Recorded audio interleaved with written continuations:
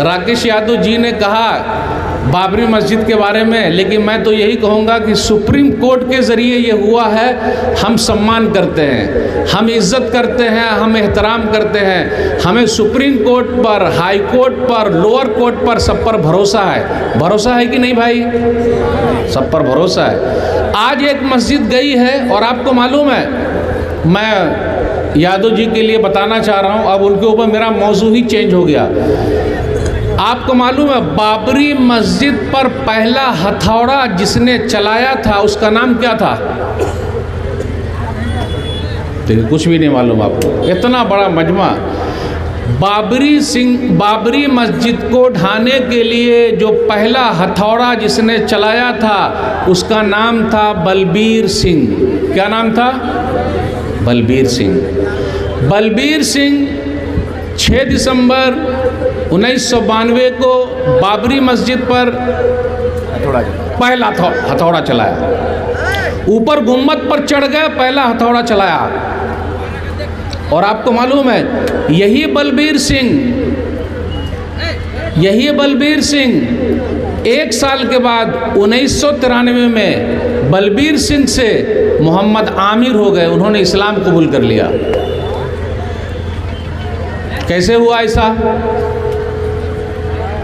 1 साल के बाद जिस बंदे ने बाबरी मस्जिद पर पहला हथौड़ा चलाया वो बंदा 1 साल के बाद इस्लाम कबूल कर लेता है। वो कैसे? ये हमारी मोहब्बत की वजह से, हमारे अखलाक की वजह से। और उसका नाम है मोहम्मद आमिर। अभी 2 साल पहले उनका इंतकाल हो गया।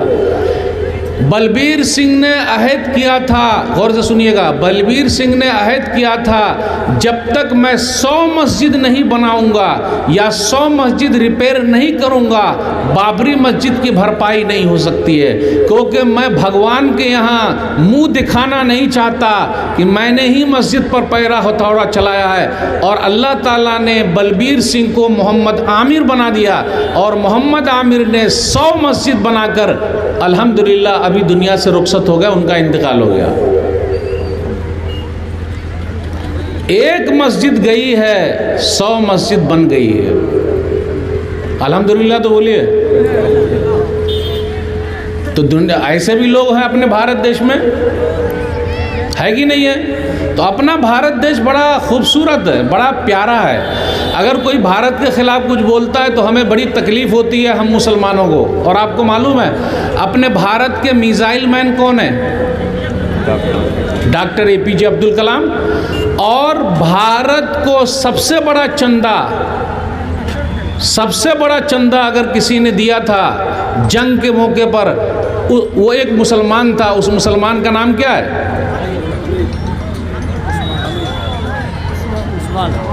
मीर उस्मान अली। मीर उस्मान अली ने, जो हैदराबाद के नवाब थे, 5 टन या 6 टन सोना दे दिया था। और आपको मालूम है दिल्ली के अंदर 1947 में 15 अगस्त के दिन पहला झंडा जो अपना तिरंगा है, तिरंगा को किसने लहराया था पता है आपको? कुछ भी नहीं मालूम। पढ़िएगा तब ना आगे बढ़िएगा। कैप्टन शाहनवाज खान, कैप्टन शाहनवाज, जिन्होंने पहला तिरंगा, पहले अंग्रेज़ों का तिरंगा जो था, अंग्रेज़ों का जो था झंडा, उसको नीचा किया, उतारा और अपने भारत का झंडा लहराया। और आपको मालूम है भारत का ये तिरंगा झंडा किसने बनाया है? मेरा उन्वान ही बदल गया आप लोगों को देखकर। भारत का ये तिरंगा झंडा किसने बनाया है पता है आपको? एक मुसलमान औरत है जिसका नाम है सुरैया तैयब जी। 3 कलर वाला ना, 3 कलर वाला, ये 3 कलर वाला भारत का झंडा बनाने वाली एक औरत है जिसका नाम है सुरैया तैयब जी। तो हमने भारत को बहुत कुछ दिया है और हम देते जा रहे हैं। और आपको मालूम है ताजमहल से भारत के ख़जाने में करोड़ों रुपया आ रहा है। करोड़ों रुपया ताजमहल से आ रहा है, लाल किला से आ रहा है, हुमायूं का मकबरा उससे आ रहा है। मैं ये सब इसलिए बताना चाह रहा हूँ कि आपको तारीख़ याद होनी चाहिए। अगर नहीं याद कीजिएगा तो जवाब कैसे दे पाइएगा? लड़ाई झगड़ा नहीं करना है, लेकिन बताना तो है कि भाई हमने बहुत कुछ किया है। मुझे बड़ी खुशी हुई राकेश यादव जी की ये बात सुन के। अब मैं आप लोगों से कहता हूँ कि आप उनके लिए दुआ कीजिए कि अल्लाह ताला उनके दिल को भी इस्लाम के लिए फेर दे। दुआ तो कीजिए, आमीन तो बोलिए। उनके दिल में इस्लाम की मोहब्बत पैदा कर दे। जिस तरह आज ये हमारे मंच पर यहाँ हैं, जन्नत में भी ये हमारे साथ रहें। आमीन तो बोलिए, बोल ही न रहे। कितना अच्छा मौका है, तो इतना अच्छा मौका कभी नहीं मिलेगा। और हमेशा हम दुआ करते रहेंगे उनके लिए कि हमारा मंच जब भी सजे और हम लोग जब दावत दे तो वो यहाँ आते रहें। ज़रूर आइए, आपको भी अच्छा लग रहा होगा। यहाँ कोई टेंशन नहीं, किसी तरह कोई मसला नहीं। यहाँ देखिए कितने प्यार मोहब्बत की बातें हो रही है। अच्छी बात है कि नहीं भाई?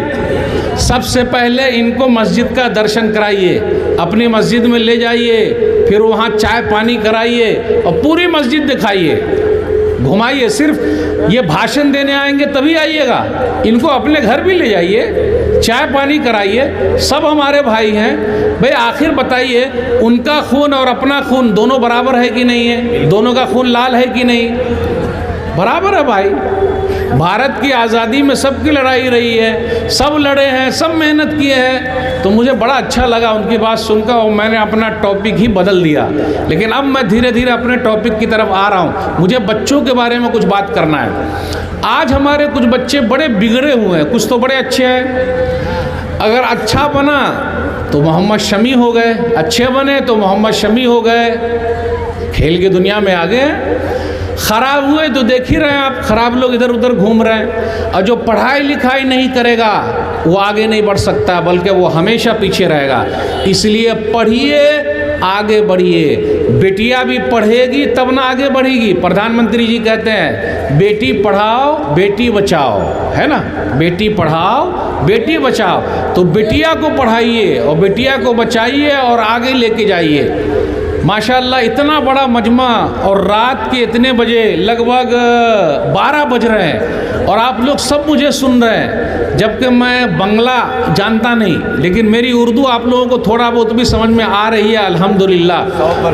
100% आ रही है समझ में। चलिए अल्हम्दुलिल्लाह। तो वो 3 मंदिर का नाम याद रखिएगा। अगर वो एक भी बता दीजिएगा किसी को तो आज भी वो जाके कागज़ को चेक कर ले, वहाँ औरंगज़ेब का नाम आराम से मिल जाएगा। और आप बनारस चले जाइए। अभी मैं बनारस गया था और बनारस में मैं घाट पर भी गया था और आराम से गया। पूरे बनारस में, अब राकेश यादव जी भी गए होंगे, पूरे बनारस में और घाट पर अकेली एक मस्जिद खड़ी हुई है। आप लोगों ने देखा? कभी गए नहीं? मैं गया, एक मस्जिद है अकेली खड़ी हुई है। और आपको सुनकर ताज्जुब होगा, उस मस्जिद की हिफाजत मुसलमान नहीं, गौर से सुनिएगा, उस मस्जिद की हिफाजत मुसलमान नहीं बल्कि हमारे हिंदू भाई कर रहे हैं। बनारस के अंदर एक मस्जिद ऐसी है, घाट पर मैं उस मस्जिद के अंदर गया, आजू बाजू में किसी भी मुसलमान का घर नहीं है, लेकिन उस मस्जिद की हिफाजत मुसलमान नहीं बल्कि हमारे भाई कर रहे हैं। इससे ये पता चला सब आपके दुश्मन नहीं हैं। आप किसी को अपना दुश्मन न समझिए, आपके दोस्त हैं। पहले उनसे मिलिए तो उनको अपने यहाँ बुलाइए तो फिर प्यार मोहब्बत की बातें होगी। तो ये बातें बताना ज़रा ज़रूरी था। अब मैं अपने बच्चों की तरफ आता हूँ, जो बच्चे हमारे कुछ बिगड़े हुए हैं। आप देख लीजिए, कुछ बच्चे ऐसे हैं जिनके कान में बाली है, कान में बाली, होठों पे गाली, मुंह पे गाली, सिर्फ गाली बकते रहते हैं वो लोग। ऐसा कुछ लोगों को देखिएगा कड़ा पहने हुए और मारते रहते हैं। कुछ लोगों को देखिएगा, कुछ नौजवानों को, मैं नौजवानों की बात कर रहा हूँ, उनका खून बहुत गर्म होता। थोड़ा सा किसी से ऐसा धक्का लग गया, देखता नहीं है क्या कैसे चल रहा है? जी नहीं, आपको अच्छा बनना है, ऐसा बनना है कि दुनिया आपका नाम याद रखे। जब आप अच्छे बनिएगा तब ना दुनिया आपका नाम याद रखेगी, और ऐसे खराब रहिएगा तो दुनिया कैसे याद रखेगी?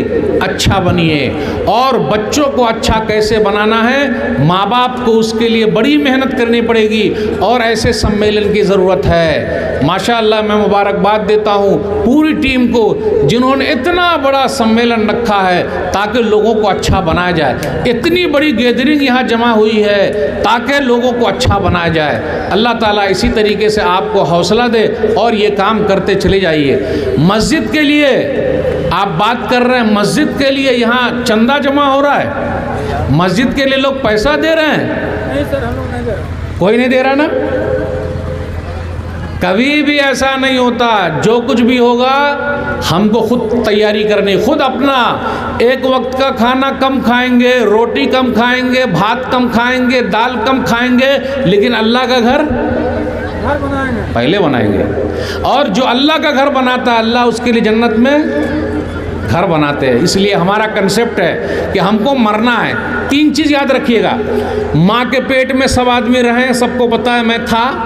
नंबर 2, दुनिया में आए हैं, अभी हम घूम रहे हैं। नंबर 3, हमको मर जाना है। ये 3 चीज़ पता है। इस्लाम के अंदर चौथी चीज़ भी है कि मरने के बाद उठना है।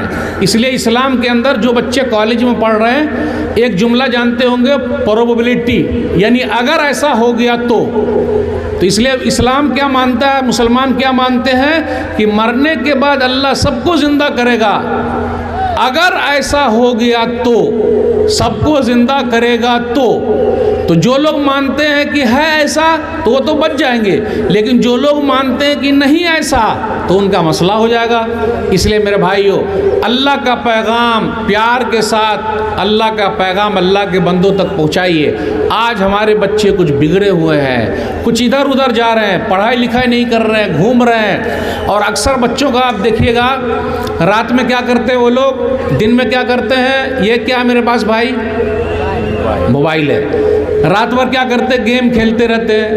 एक गेम आया, उसका नाम क्या था, पबजी गेम आप लोग खेलते हैं? पबजी बहुत खेलते, गेम खेलते रहते, पबजी। हारे बाप जी इतना लोग लगे रहते उसमें, पबजी गेम में। पूरा आँख देख लीजिए एकदम लाल लाल हो जाती है, रात भर गेम खेल कर।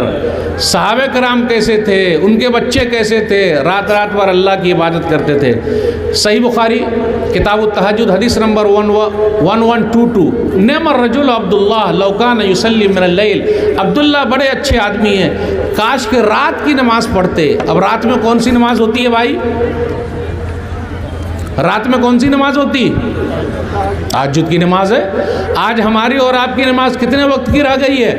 8 की, खाट की, 360 की। 8 वाली जुम्मा की नमाज, खाट वाली जनाजे की नमाज,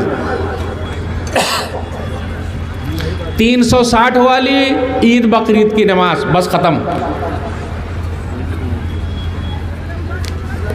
सही है कि नहीं? 8 की, खाट की, 360 की। अब ये जितने बड़े मजमे में सब लोग मौजूद हैं यहाँ, अगर फजर में सब लोग हाजिर हो जाएं तो, फजर में सब लोग हाजिर हो जाए तो आज फ़लस्तीन के अंदर बैतुल मक़दिस इसराइल के कब्ज़े में है। इसराइल का कहना यह है कि अगर सब मुसलमान फजर के नमाजी हो जाए तो हमारा बैतुल मक़दिस उनके हाथ में चला जाए, फजर के नमाजी। और आपको मालूम है, बिल गेट्स, अदानी, अंबानी, बहुत पैसा है उनके पास, लेकिन सबसे बड़ा पैसे वाला कौन है? एक हदीस सुन के जाइएगा, सबसे बड़ा पैसे वाला कौन है? आज मौलवी साहब बता ही देते हैं। सही मुस्लिम किताब सलातुल मुसाफिरीन हदीस नंबर 725, रकअतल फज्र खैरुम मिनद दुनिया व मा फीहा। जिसने फजर के वक्त की 2 रकअत सुन्नत पढ़ ली, उसके पास पूरी दुनिया और पूरी दुनिया में जितना सामान है सब मौजूद है। अल्लाह अकबर। फजर की 2 रकअत सुन्नत। आज ये मोबाइल हमारे पास है, हमारा अगर कोई चीज़ गिर जाए तो हम क्या बोलते हैं? ओह, आह, ऐसा करते ना। लेकिन अगर मोबाइल गिर जाए तो पूरी जान निकल जाती है, अरे गया काम से। अभी मैं सफ़र कर रहा था, रात में सोते सोते क्या हुआ, ट्रेन में लेटा हुआ हूँ, अब कोई चीज़ देख रहा था और ऐसे नींद लग गई और सीधा मोबाइल मेरा नीचे गिर के रखा हुआ है। वो तो 3 AC में था। पुलिस वाले वहाँ से गए, देखिए सब लोग पुलिस वाले का जब नाम सुनते हैं तो सब सीधा मुंह पे गाली ले आते हैं, पुलिस वाले की बात मत करना। लेकिन हर पुलिस वाला ऐसा नहीं है, हर पुलिस वाले ऐसे नहीं है। उन्होंने जैसे देखा मेरा मोबाइल नीचे गिरा हुआ है, अगर हम में से कोई आदमी होता तो क्या करता? अपने जेब में डाल लेता। और ये मौलवी साहब का मोबाइल है, माशाल्लाह सस्ता वाला नहीं है, अच्छा वाला अल्हम्दुलिल्लाह। अब आप लोग समझ ही गए अल्हम्दुलिल्लाह। तो क्या हुआ, ये मोबाइल ऐसे रखा हुआ है, वो सामने आए, एकदम अभी जल्दी का वाक़या, मोबाइल उठाया और मुझे उठाया, अजी ये आपका मोबाइल है? तो अब मेरी नींद खुली कि अरे, तो अब मैं तो यहाँ रखा हुआ था, तो यहाँ खोल ये करके देखा पैजामे में जेब में, तो ये तो है ही नहीं। यहाँ भी देखा नहीं है, यहाँ देखा नहीं है। तो बोला सर जी ये मेरा ही है। बोला ऐसे ही सोए रहिएगा और मोबाइल ऐसे गिरा रहेगा तो क्या होगा, कोई उठा लेता तो?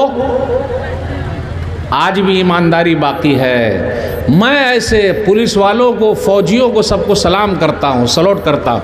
लोग नेताजी का नाम सुनते हैं, मुखिया जी का नाम सुनते हैं, बोले गाली बकते। हर आदमी ऐसे नहीं है भाई, हर आदमी ऐसे नहीं है। वो आपकी सेवा में लगे हुए हैं, आप उनका सम्मान कीजिए, उनको इज्जत दीजिए।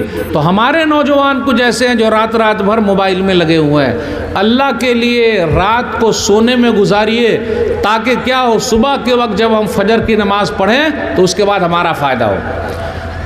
हमारे कुछ नौजवान ऐसे हैं जो अभी शादी नहीं कर रहे। शादी क्यों नहीं कर रहे भाई? अरे मौलवी साहब पैर पर खड़े होंगे तो शादी करेंगे। सब लोग ऐसे बोलते हैं पैर पर खड़े होना। तो अभी हम और आप पैर पर खड़े हुए या हाथ पर खड़े हुए हैं? बताइए। हाँ, हाथ पर खड़े हुए हैं। अभी भी हम और आप पैर पर ही हैं। तो लेकिन क्या बोलते, अरे मौलवी साहब ऐसा नहीं, वो पैसे वाला पैर होना चाहिए। और आप लोगों के यहाँ शादी ब्याह में दान दहेज में सामान लोग लेते हैं क्या, 2 चक्का या 4 चक्का? सही जवाब दीजिएगा। सभी चक्का लेते हैं, 4 चक्का तक की नौबत आ गई। आप लोगों के यहाँ शादी में 2 चक्का चलता या 4 चक्का चलता? 2 चक्का से मुराद फटफटिया ना? अरे बोलिए ना, 2 चक्का से मुराद फटफटिया, और 4 चक्का से मुराद बोलोरो। सही कहा आपने, बोलो दोनों चल रहा है। अब आप ही बताइए, अगर इतनी महंगी शादी कीजिएगा तो इतनी बहनें बैठी हुई हैं, उनकी शादी कैसे होगी भाई? अच्छा, बाराती भी आप लोग जाते हैं, जाते हैं कि नहीं जाते? कितने जा रहे हैं बाराती आपके यहाँ? 200 लोग। शेख साहब 200 लोग जाते हैं? अल्लाह अकबर। इतने बड़े लोग, इतना बड़ा मजमा, अगर सब लोग आज से बोले, आज से, लॉकडाउन जब लगा था तो सरकार ने क्या कहा था, कितने लोग जाएंगे बाराती? 20 लोग। हम सरकार से आग्रह करते हैं इस मन से कि वो आज ही कानून बना दे कि लॉकडाउन वाला कानून शादी वाला हमेशा चलेगा। फायदा है कि नहीं बताइए? अगर सरकार बोले 20 तो 20, अगर 20 ही लोग जाना शुरू कर दे तो बेटी वाले का फ़ायदा होगा कि नहीं होगा? बड़ा फ़ायदा हो जाएगा, और अच्छा खा के भी आएंगे। ये 100-100 लोग, 200-200 लोग, और खाने में मालूम है क्या क्या मिलता? आजकल लोग पानी भी बिस्लेरी वाला पी रहे हैं, पी रहे कि नहीं? शादी ब्याह में जाते, और एक पानी का नाम आता कीनले। कीनले जानते हैं आप? कीनले। कीनले को एकदम गाढ़ी उर्दू नहीं, एकदम नीचे वाली उर्दू करेंगे तो उसका मतलब होता खरीद ले, यानी कोई चीज़ ले ले। तो लोग वो वाला पानी पी रहे हैं। अब आप ही बताइए, किसी दूसरे के यहाँ आप जा रहे हैं, कल का पानी वो ज़्यादा अच्छा है वो आपके कीनले पानी से। कल का पानी जो हाथ का चापाकल है, और उस लड़की वाले ने जो आपको खिलाया है, हो सकता है ब्याज पर ला के खिलाया हो, और ब्याज का पैसा मुसलमान के लिए खाना हलाल नहीं है, क्योंकि किसी का खून चूसना हो गया। तो आप वहाँ जा रहे हैं, खाना खा रहे हैं, अच्छा कर रहे हैं या गलत कर रहे हैं? बोलिए। और कभी कभी ऐसा होता कि बाराती की गाड़ी ही उलट जाती है, पूरे बाराती लोग मर जाते, लेकिन रोटी और बूटी नहीं छोड़ते। जानते हैं, रोटी और बूटी खाना नहीं छोड़ते। 15 साल हो गए अल्हम्दुलिल्लाह मैं कहीं बाराती नहीं गया। 15 साल हो गए, अकेला आदमी, मैं सीधा भिरा हूँ। और मैं उलमा से भी कहता हूँ ये लोग भी ये अहद कर ले कि चाहे जो हो जाए, जो लेन देन करेगा, डीजे बजाएगा, बाजा बजाएगा, उसका निकाह नहीं पढ़ाएंगे, सीधा निकाह नहीं पढ़ाएंगे। मैं कोई निकाह पढ़ाता हूँ, शर्त है पहले लड़की को महर देना या बताने का कि हाँ हम महर देंगे, तो मैं निकाह पढ़ाता हूँ, वरना नहीं। और बाराती का 15 साल हो गया नहीं भाई, लड़की वाले पर बोझ बनिएगा। तो हम सरकार से बार बार कहते हैं कि वो 20 वाला कानून आप लागू रखिए, हमेशा हमेशा लागू रखिए, बड़ा फ़ायदा होगा और पूरे भारत देश का फ़ायदा हो जाएगा। होगा कि नहीं होगा? माशाअल्लाह। इसलिए मेरे भाइयों, शादी सादी करनी है, सिंपल करनी है। जितना सिंपल कीजिएगा बेटी वाला आपको दुआ देगा। और जो खाना मिल जाए आप खा लीजिए। ये क्या, अरे अच्छा नहीं था, बूटी बराबर नहीं थी, ओहो मेरे दांत में घुस गया, अरे मैं डायबिटीज़ का मरीज़ हूँ, मैं बीमार आदमी हूँ। तो आप गए क्यों बाराती भाई? आप गए क्यों? तो आज इस मंच से आप लोग लेके जाइए, बाराती नहीं जाएंगे। बोलिए मेरे साथ, बाराती। देखिए नहीं बोल रहे हैं क्योंकि जाएंगे सब।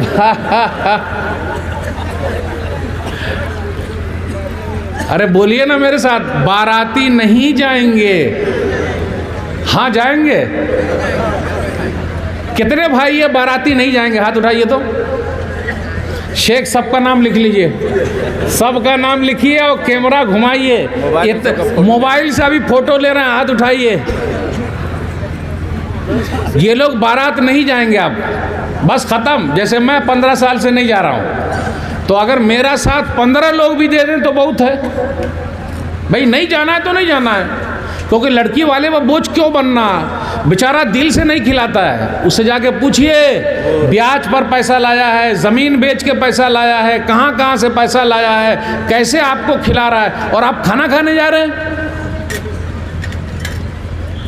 और जब आपकी मेहमान नवाजी अच्छी नहीं हुई, अरे का खिलाया, जूता मारा, सही नहीं था, ये है वो है, गए को। तो आहद कीजिए जी, हमें नहीं जाना, शादी एकदम सिंपल करनी है।